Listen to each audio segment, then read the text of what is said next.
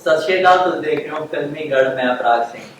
Finally ਹੁਣ corona ਤੋਂ ਬਾਅਦ ਫਿਲਮਾਂ ਬੈਕ ਟੂ ਬੈਕ ਰਿਲੀਜ਼ ਹੋ ਰਹੀਆਂ। ਇੱਕ ਫਿਲਮ ਜਿਹਦੀ ਬੇਸਬਰੀ ਨਾਲ ਇੰਤਜ਼ਾਰ ਸੀਗਾ, ਕਾਫੀ ਵਾਰ ਹੋਇਆ ਕਿ ਹੁਣ ਰਿਲੀਜ਼ ਹੋਏਗੀ, ਪਰ ਫੇਰ ਡੇਟ ਅੱਗੇ ਹੋ ਜਾਂਦੀ ਸੀ। ਹੁਣ ਫਾਈਨਲੀ ਰਿਲੀਜ਼ ਹੋ ਰਹੀ ਹੈ। ਫਿਲਮ ਆ ਰਹੀ ਹੈ ਜੀ ਪੋਸਟ ਤੇ ਇੱਕ ਚੰਗੇ ਸਬਜੈਕਟ ਤੇ ਚੰਗਾ ਮੈਸੇਜ ਲੈ ਕੇ ਆ ਰਹੀ ਹੈ ਤੇ ਉਸ ਤੇ ਮੇਨ ਜਿਹੜੇ ਬੰਦੇ ਹੁੰਦੇ ਆ, ਸਾਰੇ ਵੈਸੇ ਮੇਨ ਹੁੰਦੇ ਆ, ਪਰ ਜਿਨ੍ਹਾਂ ਨੂੰ ਅਸੀਂ ਪਿਆਰ ਬਹੁਤ ਜ਼ਿਆਦਾ ਕਰਦੇ ਹਾਂ, ਮੇਰੇ ਨਾਮ ਨੇ ਬੱਬਰ ਰਾਏ ਵੀਰਾ। ਜਿੰਨੇ ਚੰਗੇ ਕਲਾਕਾਰ ਨੇ ਉਨੇ ਹੀ ਚੰਗੇ ਇਨਸਾਨ ਨੇ। ਔਰ ਸਭ ਤੋਂ ਪਹਿਲਾਂ ਉਹਨਾਂ ਦਾ ਸਵਾਗਤ ਕਰਦੇ ਹਾਂ। ਸਤਿ ਸ਼੍ਰੀ ਅਕਾਲ ਭਾਜੀ, ਕਿਵੇਂ ਹੋ? ਸਤਿ ਸ਼੍ਰੀ ਅਕਾਲ ਵੀਰੇ, ਮੈਂ ਵਧੀਆ। ਸਾਰੇ ਦਰਸ਼ਕਾਂ ਨੂੰ ਕਹਿੰਦੇ ਸਤਿ ਸ਼੍ਰੀ ਅਕਾਲ ਤੇ ਤੁਹਾਡੇ ਨਵੇਂ ਚੈਨਲ ਲਈ ਤੁਹਾਨੂੰ ਬਹੁਤ-ਬਹੁਤ ਵਧਾਈਆਂ ਤੇ ਆਲ ਦਾ ਵੈਰੀ ਬੈਸਟ। ਤੇ ਮੈਂ ਪਹਿਲਾਂ ਕਿਹਾ ਨਾ ਕਿ ਜਿਨ੍ਹਾਂ ਨੇ ਵੀ ਚੈਨਲ ਹਜੇ ਤੱਕ ਸਬਸਕ੍ਰਾਈਬ ਨਹੀਂ ਕੀਤਾ ਜ਼ਰੂਰ ਕਰੋ। ਥੈਂਕ ਯੂ ਸੋ ਮਚ ਭਾਈ। ਅੱਛਾ ਭਾਈ, ਫਿਲਮ ਹੈ ਨਾ ਪੋਸਤੀ ਦੀ ਗੱਲ ਕਰੀਏ ਆਪਾਂ। ਪਹਿਲੀ ਵਾਰ ਜਦ ਇੰਟਰਵਿਊ ਕੀਤੀ ਸੀ ਪੋਸਤੀ ਲਈ ਕੀਤੀ ਸੀ ਮੈਂ ਤੁਹਾਡੇ ਇੰਟਰਵਿਊ। ਅੱਛਾ 2-3 ਸਾਲ ਪਹਿਲਾਂ। ਉਦੋਂ ਦਾ ਕਰੇਜ਼ ਕਿਵੇਂ ਹੁਣ ਤੱਕ ਸਾਂਭ ਕੇ ਰੱਖਿਆ? 2-2.5 ਸਾਲ ਹੋ ਗਏ, ਹੁਣ ਰਿਲੀਜ਼ ਹੋ ਗਈ।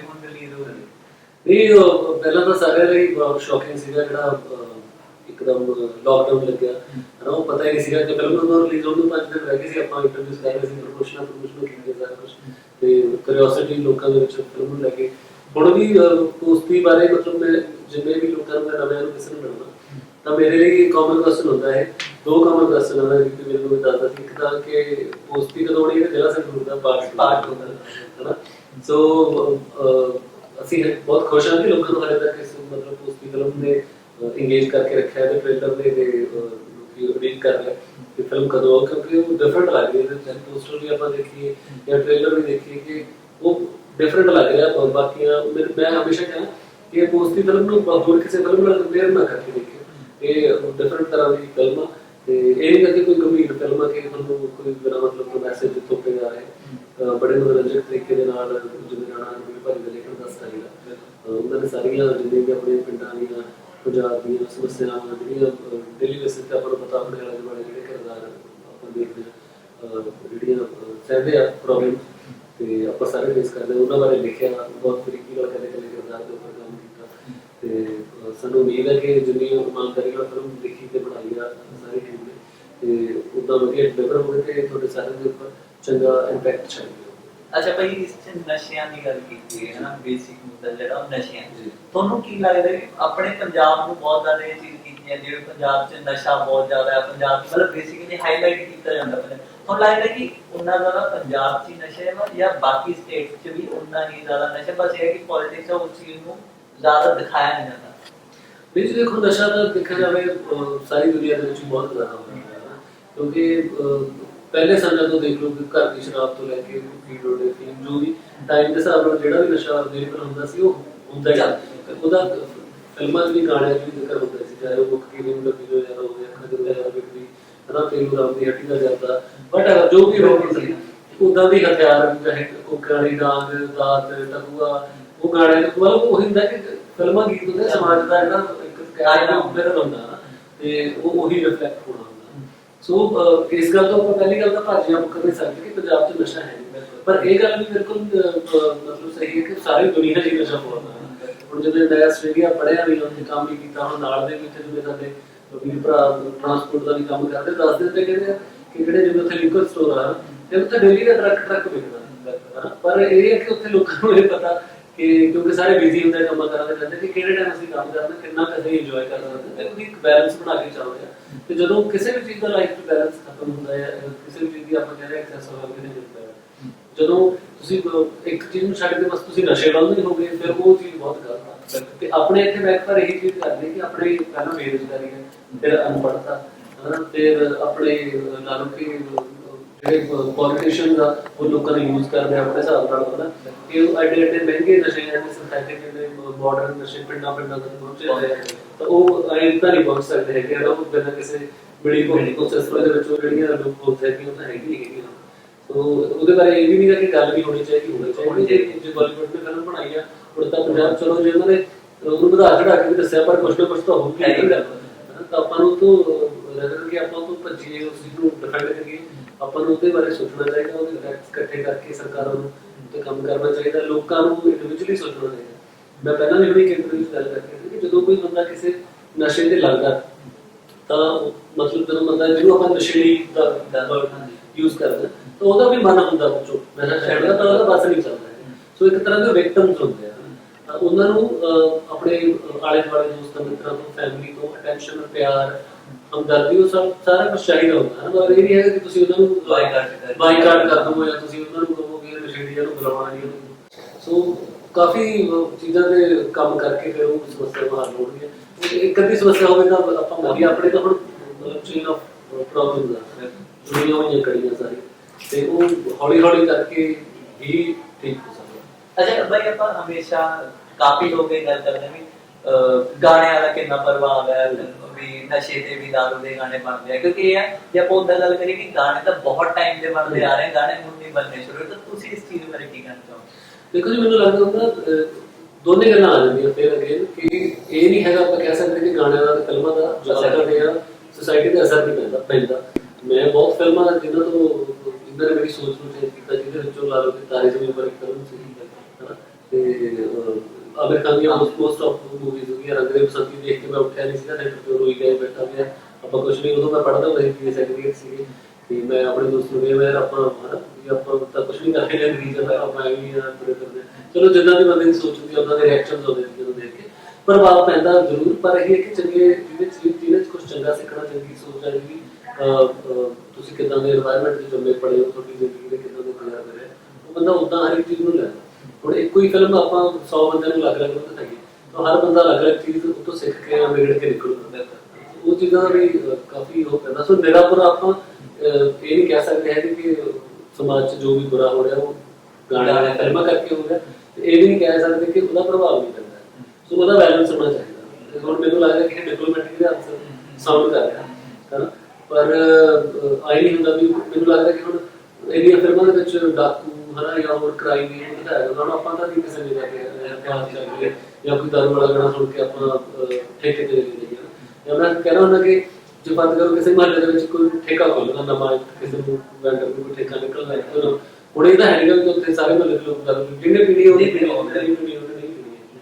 ਸੋ ਕੋਈ ਕਿਸੇ ਨੂੰ ਵਿਗਾੜਿਆ ਨਹੀਂ ਸਕਦਾ ਆਪਣੇ ਇੰਡੀਵਿਜੂਅਲ ਹੁੰਦੀ ਪਰ ਫਿਰ ਵੀ ਐਜ਼ ਐਨ ਐਕਟਰ ਤੇ ਫਿਲਮ ਮੇਕਰ ਜਿੰਨੇ ਵੀ ਹੈਗੇ ਸਾਰੇ ਇੱਕ ਰਿਸਪੌਂਸਿਬਿਲਿਟੀ ਹੋਣੀ ਚਾਹੀਦੀ ਤੁਹਾਨੂੰ ਪਤਾ ਹੋਣਾ ਚਾਹੀਦਾ ਕਿ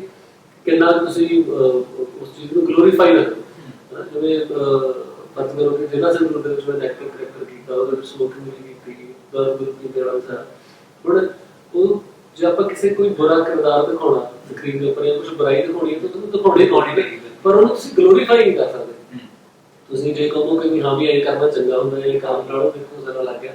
ਫਿਰ ਉਹ ਚੀਜ਼ ਪਿੱਛੇ ਗੱਲ ਕਰਦੀ ਸੋ ਮਤਲਬ ਦੋਨਾਂ ਦਰਸ਼ਕਾਂ ਦੀ ਵੀ ਬਣਾਉਣ ਵਾਲੇ ਦੀ ਜ਼ਿੰਮੇਵਾਰੀ ਬਣਦੀ ਹੈ ਕਿ ਕਿਹੜੀ ਚੀਜ਼ ਨੂੰ ਕਿੰਨਾ ਕੁ ਆਪਣੇ ਉੱਪਰ ਤੁਸੀਂ ਲੈਣਾ। ਅੱਛਾ ਬਾਈ ਮੇਰੇ ਵੈਸੇ ਮਾਨਦਾ ਹੈ ਜਦ ਫਿਲਮ ਬਣਦੀ ਜਦ ਸਮੋਕਿੰਗ ਵਾਲੇ ਸੀਨ ਹੁੰਦੇ ਤਾਂ ਉਹ ਅਸਲੀ ਸਮੋਕਿੰਗ ਹੀ ਕਰਦੇ ਤੇ ਉਹ ਫਿਰ ਕਿਵੇਂ ਉਹ ਚੀਜ਼ ਨੂੰ ਟੌਕਸੀਫਾਈ ਕਰਨਾ ਹੁੰਦਾ ਜਦ ਛੱਡਣੀ ਹੁੰਦੀ ਹੈ ਉਸ ਚੀਜ਼ ਨਹੀਂ ਉਹਦੇ ਲਈ ਦੇਖੋ ਜਿਵੇਂ ਸਿਗਰਟ ਲਾਉਣ ਪਿੱਛੇ ਇੱਕ ਸਿਗਰਟ ਲਾਉਣ ਲੱਗੀਆਂ ਹਰਬਲ ਹੁਰਬਲ ਦੀਆਂ ਤੇ ਜਿਵੇਂ ਕਾਫੀ ਆਰਟਿਸਟ ਹੁੰਦੇ ਜਿਵੇਂ ਸਮੋਕਿੰਗ ਮਾਊਥ ਸਮੋਕਿੰਗ ਵੀ ਹੋ ਜਾਂਦੀ ਹੈ ਤੁਸੀਂ ਮਤਲਬ ਬਾਹਰੋਂ ਮੈਂ ਇੱਕ ਚੀਜ਼ ਨੋਟਿਸ ਕੀਤੀ ਸੀ ਬਿੱਛੂ ਫਿਲਮ ਚ ਰਾਣੀ ਮੁਖਰਜੀ ਦੀ ਕਿ ਉਹ ਸਮੋਕਿੰਗ ਕਰਦੀ ਦਿਖਾਈ ਸੀ ਕੁੜੀ ਉਹਦੇ ਵਿੱਚ ਵਿਗੜੀ ਹੋਈ ਹੁੰਦੀ ਆ ਉਹ ਨਾ ਉਹਦਾ ਜੋ ਵੀ ਇਹਦਾ ਕਰੈਕਟਰ ਸੀ ਤੇ ਉਹ ਜਿਵੇਂ ਨੇ ਮਾਊਥ ਸਮੋਕਿੰਗ ਕੀਤੀ ਸੀ ਸੋ ਉਹਦੀਆਂ ਮਤਲਬ ਅਲੱਗ ਤੋਂ ਆਉਂਦੀਆਂ ਸਿਗਰਟਸ ਉਹਦੀਆਂ ਤੁਸੀਂ ਯੂਜ਼ ਕਰ ਸਕਦੇ ਪਰ ਕਾਫੀ ਜਿਹੜੇ ਪੀਂਦੇ ਨਹੀਂ ਉਹਦੇ ਇੰਡੀਵਿਜੂਅਲ ਆਪਣੀ ਆਪਣੀ ਉਹ ਪਹੁੰਚਾਉਂਦੇ ਸਨ। ਅੱਛਾ ਬਾਈ ਜੇ ਤੁਹਾਡੀ ਗੱਲ ਕਰਾਂ ਆਪਣੇ ਆਪ ਨੂੰ ਕਿੰਨਾ ਲੱਕੀ ਮੰਨਦੇ ਹੋ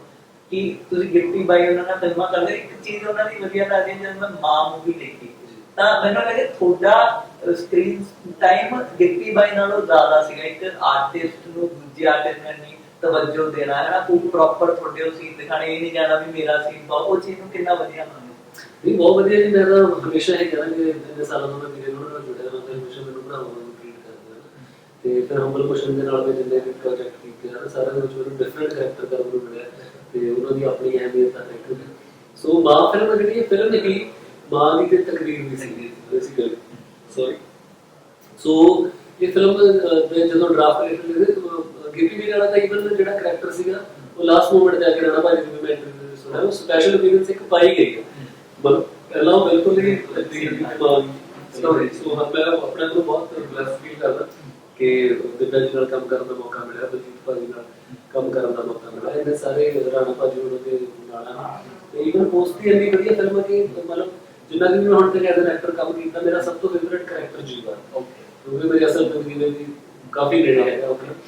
ਮੈਨੂੰ ਉਮੀਦ ਹੈ ਕਿ ਇਹਦੇ ਵਿੱਚ ਵੀ ਮੇਰੇ ਕੰਮ ਨੂੰ ਹਨਾ ਪ੍ਰਿੰਸ ਵੀਰੇ ਨੂੰ ਲੋਕਾਂ ਨੇ ਤਾਂ ਜ਼ਬਰਦਸਤ ਤਰੀਕੇ ਨਾਲ ਐਜ਼ ਐਨ ਐਕਟਰ ਐਕਸੈਪਟ ਕੀਤਾ ਬਹੁਤ ਦਿਨ ਤੋਂ ਬਾਅਦ ਹਨਾ। ਤੇ ਵੀਰੇ ਦਾ ਬਹੁਤ ਬਿਹਤਰੀਨ ਕੰਮ ਆ, ਉਹਦੇ ਦੋਸਤੀ ਦਾ ਜਿਹੜਾ ਹੈਗਾ ਬੋਲੀ ਹੈ, ਵੱਡਾ ਰਿਹਾ ਸਰੀਰ ਬਹੁਤ ਥੋੜੀ ਹੈ ਹਨਾ। ਜਿੰਨੇ ਵੀ ਐਕਟਰ ਦੇ ਸਾਰੇ ਫੇਵਰੇਟ ਸਾਰਿਆਂ ਦੇ ਹੈਗੇ ਆ ਜਿਹਨਾਂ ਦੇ ਕਰੈਕਟਰ ਜਿਹੜੇ ਹੁੰਦੇ ਆ। ਤੇ ਰਾਣਾ ਬਾਈ ਹਮੇਸ਼ਾ ਕਹਿੰਦੇ ਨੇ ਕਿ ਸਾਡੀ ਦੋਸਤੀ ਫਿਲਮ ਦਾ ਕੋਈ ਹੀਰੋ ਨਹੀਂ ਹੈ, ਨਹੀਂ ਸਾਡਾ ਸਬਜੈਕਟ ਹੀਰੋ ਆ। ਸੋ ਇਹ ਵਿਸ਼ਾਲ ਸਾਨੂੰ ਲੱਗਦਾ ਕਿ ਇਹਦੀ ਫਿਲਮ ਬਣਨੀ ਜ਼ਰੂਰੀ ਸੀ। ਤੇ ਜਦੋਂ ਫਿਲਮ ਦੇਖ ਕੇ ਮਤਲਬ ਮੈਂ ਦੇਖੀ ਆ ਫਿਲਮ 2 ਵਾਰੀ, ਜਦੋਂ ਫਿਲਮ ਖਤਮ ਹੁੰਦੀ ਹੈ ਤਾਂ ਮਤਲਬ 5-10 ਮਿੰਟ ਬੰਦਾ ਉਹਦੇ ਵਿੱਚ ਰਹਿੰਦਾ ਹੈ, ਚੁੱਪ ਜਿਹਾ ਰਹਿੰਦਾ, ਬੋਲਦਾ ਨਹੀਂ ਯਾਰ ਗੱਲ ਤਾਂ ਠੀਕ ਹੈ। ਮਤਲਬ ਫਿਲਮ ਇਹ ਸਾਰੀਆਂ ਪ੍ਰੋਬਲਮਸ ਦਾ ਜਵਾਬ ਤਾਂ ਨਹੀਂ ਮਿਲਦਾ ਹੈਗੇ, ਪਰ ਇਹ ਮਤਲਬ ਉਹਨੂੰ ਜਵਾਬ ਲੱਭਣ ਲਈ ਜਾਂ ਸੋਚਣ ਲਈ ਇਹਦੇ ਬਾਰੇ ਮਿਲੂਗਾ। ਕਿਆ ਅੱਛਾ ਬਾਈ, ਹੁਣੇ ਇੱਕ ਬਹੁਤ ਮੰਦਭਾਗੀ ਘਟਨਾ ਵਾਪਰੀ ਹੈ ਨਾ ਬਾਈ ਸਿੱਧੂ ਮੂਸੇਵਾਲੇ ਬਾਰੇ, ਉਹ ਚੀਜ਼ ਕਿਵੇਂ ਦੇ ਕਿਉਂ ਸਿੰਗਰਾਂ ਨਾਲ ਇਹ ਚੀਜ਼ ਹੁੰਦਾ ਤੇ ਕਿਉਂ ਸਿੰਗਰ ਆਰਟਿਸਟ ਨਾਲ ਇਹ ਚੀਜ਼ ਹੁੰਦੀ ਹੈ, ਈਵਨ ਉਹਨਾਂ ਨੂੰ ਧਮਕੀ ਵੀ ਮਿਲਦੀ ਹੈ ਤੇ ਇਹ ਚੀਜ਼ਾਂ ਕਿਉਂ ਸਿੰਗਰਾਂ ਨਾਲ ਹੁੰਦੀ ਹੈ, ਹਾਲਾਂਕਿ ਉਹ ਆਪਣਾ ਕੰਮ ਕਰਦੇ ਹੋ, ਕਿਸੇ ਨੂੰ ਤਾਂ ਤੁਸੀਂ ਕਹਿ ਨਹੀਂ ਦੇ ਜਾਂਦੇ। ਦੇਖੋ ਫਿਰ ਉਹੀ ਗੱਲ ਆ ਜਾਂਦੀ ਹੈ ਕਿ ਪਹਿਲੀ ਗੱਲ ਤਾਂ ਸਿੱਧੂ ਦੇ ਨਾਲ ਜੋ ਵੀ ਹੋਇਆ ਨਾ ਉਹ ਮਤਲਬ ਬਹੁਤ ਸ਼ੌਕਿੰਗ ਤੇ ਬਹੁਤ ਸਾਰਿਆਂ ਨੂੰ ਸੋਚ ਦੇ ਵਿੱਚ ਲੈ ਕੇ ਗਿਆ ਨਾ। ਉਹ ਚੀਜ਼ ਹਜੇ ਤੱਕ ਹਜਮ ਨਹੀਂ ਹੋਈ ਹੈ। ਜਿਹੜਾ ਆਪਾਂ ਚਾਹੇ ਜਿੰਨਾ ਮਰਜ਼ੀ ਆਪਣੇ ਨੂੰ ਚੀਅਰ ਅਪ ਕਰਨ ਦੀ ਕੋਸ਼ਿਸ਼ ਕਰਦੇ ਹਾਂ, ਬੈਕ ਆਫ ਦ ਮਾਈਂਡ ਤੁਹਾਡੇ ਉਹਦੀ ਤੁਸੀਂ ਕਿੱਥੇ ਜਾਓਗੇ ਤੇ ਗਾਣੇ ਚੱਲਦੇ ਤੇ ਗੱਲਾਂ ਉਹੀ ਸਾਰਾ ਕੁਝ ਨਾ ਉਹ ਨਹੀਂ ਕੱਢ ਪਾਉਣਗੇ ਲੋਕੀ ਬਹੁਤ ਦੇਰ ਤੱਕ ਦਿਮਾਗ ਦੇ ਵਿੱਚੋਂ। ਤੇ ਜਿੰਨੀ ਦੇਰ ਤੱਕ ਮਿਊਜ਼ਿਕ ਪੰਜਾਬੀ ਮਿਊਜ਼ਿਕ ਸੁਣਿਆ ਜਾਂਦਾ ਰਹੂਗਾ ਤਾਂ ਉਹਦੇ ਗਾਣੇ ਤੇ ਉਹਦਾ ਨਾਮ ਰੋਸ਼ਨ ਹੋਊਗਾ। ਸੋ ਜੋ ਹੋਇਆ ਬਹੁਤ ਹੀ ਮਾੜਾ ਹੋਇਆ ਤੇ ਸਟੇਟ ਲਈ ਵੀ ਬਹੁਤ ਬੜਾ। ਇਹ ਕਿਉਂ ਹੁੰਦਾ ਇਹ ਤਾਂ ਸ਼ਾਇਦ ਮੈਂ ਇਹਦਾ ਜਵਾਬ ਦੇਣ ਲਈ ਮੈਂ ਵੀ ਸਹੀ ਬੰਦਾ ਨਹੀਂ ਹੈਗਾ, ਪਰ ਜਿੰਨੀ ਕੁ ਮੇਰੀ ਸਮਝ ਆ ਮੈਨੂੰ ਲੱਗਦਾ ਕਿ ਆਪਣੀ ਜਿਵੇਂ ਮੈਂ ਪਹਿਲਾਂ ਕਿਹਾ ਕਿ ਆਪਣੇ ਸਮਾਜ ਦੇ ਵਿੱਚ ਪ੍ਰੋਬਲਮ ਦੀ ਚੇਨ ਆ। ਸੋ ਇਨਬੈਲੈਂਸ ਇਹਨਾਂ ਕ੍ਰੀਏਟ ਹੋ ਚੁੱਕਿਆ ਵਾ ਕਿ ਜਿਨ੍ਹਾਂ ਕੋਲ ਆਪਣੇ ਕੋਲ ਸਭ ਤੋਂ ਜ਼ਿਆਦਾ ਯੰਗ ਯੂਥ ਮਤਲਬ ਆਪਣੇ ਕੋਲ ਹੈਗਾ ਪਾਪੂਲੇਸ਼ਨ ਆਪਣੀ ਹੈਗੀ,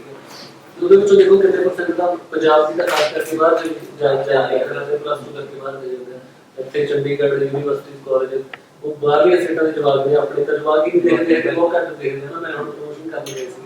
ਤੇ ਉਸ ਚੀਜ਼ ਦਾ ਫਰਕ ਦੇਖਿਆ ਤੇ ਉਹ ਜਿਹੜਾ ਇੱਕ ਇਕਨੋਮਿਕਲੀ ਜਿਹੜਾ ਬੈਲੈਂਸ ਜਿਹੜਾ ਇਨਬੈਲੈਂਸ ਜਿਹੜਾ ਕ੍ਰੀਏਟ ਹੋਇਆ ਕਿ ਜਿਹਦੇ ਕੋਲ ਪੈਸਾ ਹੈਗਾ ਬਹੁਤ ਹੈਗਾ, ਜਿਹਦੇ ਕੋਲ ਨਹੀਂ ਹੈਗਾ ਕੰਮ ਨਹੀਂ ਗਾ, ਬੇਰੁਜ਼ਗਾਰੀ ਦਾ ਹੈ ਨਾ। ਕਿਉਂਕਿ ਜਿਹੜੇ ਆਪਾਂ ਕਹਿ ਲਈਏ ਕਿ ਗੈਂਗਸਟਰ ਜਾਂ ਕੋਈ ਇੱਧਰ ਕ੍ਰਾਈਮ ਵਾਲੇ ਰਸਤੇ ਨੂੰ ਵੀ ਤੁਰਦਾ, ਉਹ ਵੀ ਕੋਈ ਤੁਹਾਨੂੰ ਪਤਾ ਆਪਾਂ ਕ੍ਰਿਮੀਨਲ ਕੋਈ ਪੈਦਾ ਨਹੀਂ ਹੁੰਦਾ ਹੈਗਾ, ਪਤਾ ਨਹੀਂ ਹੈਗਾ ਲੋਕੀ ਦੀ ਕੀ ਮਜਬੂਰੀਆਂ ਪ੍ਰੋਬਲਮਸ ਹੋ ਰਹੀਆਂ। ਕਈਆਂ ਨੂੰ ਉਹ ਸਟਾਰਟਅਪ ਲੱਗਦਾ ਹੈ ਜਦੋਂ ਗਲੋਰੀਫਾਈ ਆਪਣੇ ਆਪ ਨੂੰ ਕਰਦੇ ਹੈਗੇ ਅਸੀਂ ਹਨਾ, ਮੇਬੀ ਉਹ ਚੀਜ਼ ਦਾ ਹੁੰਦਾ ਹੋਊਗਾ। ਤੇ ਪਰ ਇਹ ਹੋਣਾ ਨਹੀਂ ਚਾਹੀਦਾ ਹੈਗਾ, ਸਟੇਟ ਲਈ ਬਹੁਤ ਗਲਤ ਆ। ਕਿਸੇ ਨੂੰ ਧਮਕੀ ਆਉਣੀ ਕਿਉਂ ਚਾਹੀਦੀ ਪਹਿਲੇ ਸਾਰੇ ਆਪਣਾ ਆਪਣਾ ਕੰਮ ਕਰ ਬਿਜ਼ੀ ਹੋਣ। ਜਿਹਦੇ ਰੱਬ ਨੇ ਹਰ ਇੱਕ ਨੂੰ ਸਕਿੱਲ ਦਿੱਤਾ, ਕੋਈ ਸਪੋਰਟਸਮੈਨ ਆ, ਕੋਈ ਗਾ ਸਕਦਾ, ਕੋਈ ਲਿਖ ਸਕਦਾ, ਕੋਈ ਜੌਬ ਕਰ ਸਕਦਾ, ਕਿਸੇ ਦਾ ਬਿਜ਼ਨਸ ਦਾ, ਸਾਰੇ ਆਪਣਾ ਕੰਮ ਕਰਨ ਤਾਂ ਕਿਉਂ ਕ੍ਰਾਈਮ ਹੁੰਦਾ। ਉਹਦੇ ਪਿੱਛੇ ਰੀਜ਼ਨ ਨੇ ਉਹੀ ਫਿਰ ਪੋਲੀਟੀਸ਼ੀਅਨਸ ਆ ਜਾਂਦੇ ਆ, ਉਹਨਾਂ ਦੀ ਆਪਣੀ ਜਿਹੜੀ ਇੱਕ ਹੰਗਰ ਚੱਲਦੀ ਰਹਿੰਦੀ ਅਥਾਰਟੀ ਨੂੰ ਪਾਵਰ ਨੂੰ ਲੈ ਕੇ, ਉਹ ਨਹੀਂ ਲੋਕਾਂ ਦੇ ਪੈਰ ਲੱਗਣ ਦਿੰਦੇ ਹੈ। ਸੋ ਪਤਾ ਨਹੀਂ ਇਹ ਤਾਂ ਇੰਡੀਵਿਜੂਅਲ ਮਤਲਬ ਗਰਾਊਂਡ ਲੈਵਲ ਤੇ ਹਰ ਇੱਕ ਇੰਡੀਵਿਜੂਅਲ ਨੂੰ ਆਪਣੇ ਆਪ ਨੂੰ ਸੋਚਣਾ ਪਊਗਾ, ਆਪਣੀ ਇੱਕ ਸੋਚ ਬਣਾਉਣੀ ਪਊਗੀ, ਆਪਣਾ ਅਵੇਅਰ ਹੋਣਾ ਪਊਗਾ ਹੈ ਨਾ। ਇਹ ਨਹੀਂ ਕਿ ਜੋ WhatsApp ਤੇ ਆ ਗਿਆ ਉਹ ਸੱਚ ਆ, ਉਹਦੇ ਨਾਲ ਹੀ ਤੁਸੀਂ ਰਿਐਕਟ ਕਰਨ ਲੱਗ ਜਾਓ ਮਿੰਟ ਨੂੰ। ਜਿੱਧਰ ਨੂੰ ਲੋਕੀ ਜੇ 10 ਲੋਕ ਕਿਸੇ ਨੂੰ ਚੰਗਾ ਕਹਿਣ ਲੱਗਦੇ ਤਾਂ ਸਾਰੇ ਚੰਗਾ ਹੀ ਕਹਿਣ ਲੱਗ ਜਾਂਦੇ ਆ, ਜੇ 10 ਲੋਕਾਂ ਨੇ ਕਿਸੇ ਨੂੰ ਮਾੜਾ ਸਟੇਟਸ ਪਾਤਾ ਤਾਂ ਬਿਨਾਂ ਸੋਚੇ ਸਮਝੇ ਸਾਰੇ ਮਾੜੇ ਕਹਿਣ ਲੱਗ ਜਾਂਦੇ ਆ। ਮੈਂ ਤਾਂ ਪਿਛਲੇ ਕੁਝ ਸਮੇਂ ਦੇ ਵਿੱਚ ਦੇਖ ਲਓ ਤੁਸੀਂ ਐਡੇ ਟੈਗ ਬੰਦਿਆਂ ਨੂੰ ਮਿਲਦੇ, ਕਦੇ ਕੋਈ ਗੱਦਾਰ, ਕੋਈ ਦੱਲਾ, ਕੋਈ ਪਤਾ ਨਹੀਂ ਕੀ ਕਹਿ ਦਿੰਦੇ ਆ, ਫਿਰ ਮਿੰਟ 'ਚ ਹੀ ਲੋਕਾਂ ਦੀ ਰਾਏ ਬਦਲ ਜਾਂਦੀ ਆ। ਪਤਾ ਨਹੀਂ ਹੈਗਾ, ਮੈਨੂੰ ਲੱਗਦਾ ਕਿ ਮਗਰ ਨਹੀਂ ਲੱਗਣਾ ਚਾਹੀਦਾ ਹੈਗਾ। ਆਪਣੀ ਰਿਸਰਚ ਕਰੋ, ਚੰਗੇ ਸੋਰਸ ਚੰਗੇ ਮੀਡੀਆ ਨੂੰ ਫੋਲੋ ਕਰੋ ਤੇ ਆਪਣੀ ਇੱਕ ਸੋਚ ਤਿਆਰ ਕਰੋ, ਉਹਦੇ ਹਿਸਾਬ ਨਾਲ ਸੋਚ ਸਮਝ ਕੇ ਰਿਐਕਟ ਕਰੋ, ਇਨਸਟੈਂਟ ਰਿਐਕਸ਼ਨ ਨਾ ਦਿਓ। ਤੇ ਕਾਫੀ ਚੀਜ਼ਾਂ ਯਾਰ ਜਿਹੜੀਆਂ ਜਿਨ੍ਹਾਂ ਬਾਰੇ ਗੱਲ ਹੋਣੀ ਚਾਹੀਦੀ ਆ, ਲੋਕਾਂ ਨੂੰ ਸੋਚਣਾ ਚਾਹੀਦਾ ਹੈ। At the end of the day ਆ ਕੇ ਗੱਲ ਲੋਕਾਂ ਦੀ ਮੁੱਕਣੀ ਹੈ, ਕਿਉਂਕਿ ਹੁਣ ਹੀ ਆਪਾਂ ਕਿੰਨੇ ਵਧੀਆ ਰਿਜ਼ਲਟ ਦੇਖੇ ਜਦੋਂ ਸਾਰੇ ਇਕੱਠੇ ਹੋ ਕੇ ਚੱਲੇ ਕਿਸਾਨ ਅੰਦੋਲਨ ਦੇ ਵਿੱਚ, ਸਟੇਟ ਇਕੱਠੀ ਹੋਈ, ਲੇਬਰ ਸਟੇਟਾਂ ਇਕੱਠੀਆਂ ਹੋਈਆਂ, ਤਾਂ ਦੇਖੋ ਕਿੰਨਾ ਵੱਡਾ ਸਰਕਾਰ ਨੂੰ ਮੱਥਾ ਲਾ ਕੇ ਆਏ ਨਾ, ਜਿੱਤ ਕੇ ਆਏ ਨਾ ਹੈ ਨਾ। ਜੇ ਇਕੱਠੇ ਹੋ ਕੇ ਸਾਰੇ ਲੋਕਾਂ ਨੇ ਆਪਣਾ ਗੁੱਸਾ ਦਿਖਾਇਆ ਪੋਲੀਟੀਸ਼ੀਅਨ ਨੂੰ, ਤਾਂ ਦੇਖੋ ਸਰਕਾਰਾਂ ਦਾ ਹੁਣ ਕਿਵੇਂ ਇੱਕਦਮ ਪੋਲਿਟਿਕਸ ਦਾ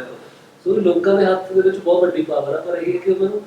ਸੋਚਣ ਸਮਝਣ ਹੀ ਨਹੀਂ ਦਿੱਤਾ ਜਾਂਦਾ। ਬਿਲਕੁਲ ਜਾਂ ਨਸ਼ੇ ਤੇ ਲਾਤਾ ਜਾਂ ਲੜਾਈਆਂ ਪੜਾਈਆਂ ਤੇ ਲਾਤਾ, ਉਹਨਾਂ ਨੂੰ ਸ਼ਹਿਰ ਦੇ ਕੇ ਹੈ ਨਾ। ਸੋ ਇੰਨੇ ਸਾਲਾਂ ਤੋਂ ਆਪਾਂ ਦੇਖਦੇ ਪੜ੍ਹਦੇ ਆ ਰਹੇ ਹਾਂ, ਪਰ ਪਤਾ ਨਹੀਂ ਕਿਉਂ ਕਰਕੇ ਉਹਦਾ ਚੇਂਜ ਸੋਸਾਇਟੀ ਤੇ ਆਉਂਦਾ ਨਹੀਂ। ਹੁਣੇ ਤੁਸੀਂ ਕਹਿ ਰਹੇ ਸੀਗੇ ਕਿ ਫਿਲਮਾਂ ਨਾਲ ਗਾਣੇ ਨਾਲ ਬੰਦੇ ਵਿਗੜ ਜਾਂਦੇ ਆ, ਤਾਂ ਮੈਂ ਸੁਧਰਦਾ ਤਾਂ ਕੋਈ ਨਹੀਂ।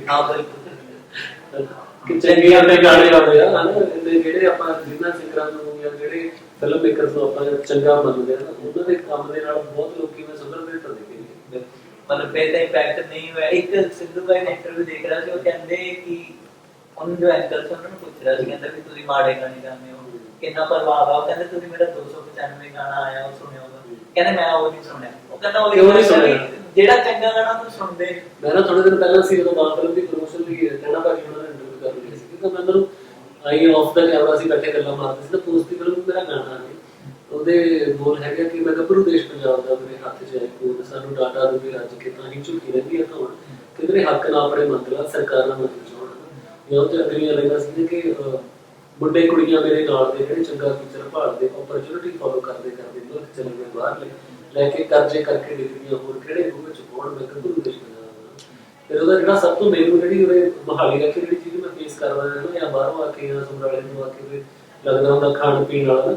ਉਹ ਸੀਗਾ ਕਹਿੰਦਾ ਮੇਰਾ ਖਾਣ ਪੀਣ ਹੁਣ ਸ਼ੁੱਧ ਨਹੀਂ, ਕੰਢਲੇ ਪਾਣੀ ਨਕਲੀ ਦੁੱਧ ਨਹੀਂ, ਗੰਦੀ ਹਵਾ ਦੇ ਵਿੱਚ ਸਾਹ ਲੈਂਦਾ, ਕਿਸੇ ਨੂੰ ਫਰਕ ਕੋਈ ਨਹੀਂ ਪੈਂਦਾ, ਲੋਕੀ ਫਲਾਂ ਫਰੂਟਾਂ ਸਬਜ਼ੀਆਂ ਨੂੰ ਕਹਿੰਦੀ ਬੇਟੀ ਕੇ ਲਾਉਣ ਜਿਵੇਂ ਗੱਭਰੂ ਦੇਸ਼ ਪੰਜਾਬ। ਸੋ ਅਲੀਅਸ ਇਹ ਗਾਣਾ ਮੈਨੂੰ ਪੋਸਟ ਦੀ ਫਿਲਮ ਦੇ ਵਿੱਚ ਨਾ, ਤਾਂ ਮੈਂ ਉਹਨੂੰ ਲਾਈਨਾਂ ਸਾਂਝੇ ਕੀਤੀਆਂ ਤੇ ਭਾਜੀ ਮੈਨੂੰ ਕਹਿੰਦੇ ਕਿ ਇੱਦਾਂ ਦੇ ਗਾਣੇ ਤੁਸੀਂ ਪੂਰੇ ਨਹੀਂ ਆਉਂਦੇ।